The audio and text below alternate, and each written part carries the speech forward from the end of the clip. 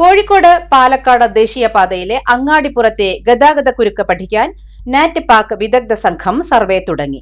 Perinthalmanna government polytechnic കോളേജിലെ civil engineering വിദ്യാർത്ഥികളുടെ സഹായത്തോടെയാണ് സർവേ നടത്തുന്നത്. ഡ്രൈവർമാർ, യാത്രക്കാർ തുടങ്ങിയവരിൽ നിന്നും സംഘം വിവരങ്ങൾ ശേഖരിച്ചു.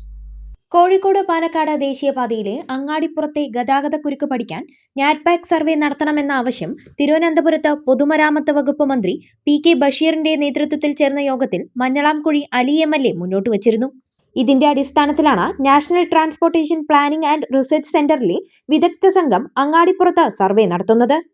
ജൂബിലി ജംഗ്ഷന് സമീപം വെള്ളിയാഴ്ച രാവിലെ 6 മുതൽ വൈകിട്ട് 6 വരെ സംഘത്തിന്റെ നേതൃത്വത്തിൽ ഒറിജിനൽ ഡെസ്റ്റിനേഷൻ സർവേ നടത്തി. വാഹനങ്ങൾ വരുന്നതും പോകുന്നതുമായ സ്ഥലങ്ങളും യാത്രയുടെ ആവശ്യങ്ങളും കൃത്യമായി രേഖപ്പെടുത്തി. നാറ്റ് പാക് പ്രിൻസിപ്പൽ സയന്റിസ്റ്റുമാരായ അരുൺ ചന്ദ്രൻ, എബിൻ സാം, സയന്റിസ്റ്റുമാരായ Shijith PP, doctor Gautham Sarang, project fellow Deens Thomas എന്നിവരുടെ നേതൃത്വത്തിലാണ് സർവേ.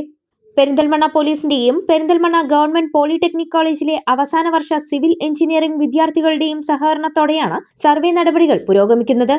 2 ദിവസം 16 മണിക്കൂർ വീതമാണ് ഫീൽഡ് സർവേ. 5 ജംഗ്ഷനുകളിൽ 48 മണിക്കൂർ ക്യാമറകൾ ഉപയോഗിച്ചുള്ള വോളിയം സർവേയും നടത്തും.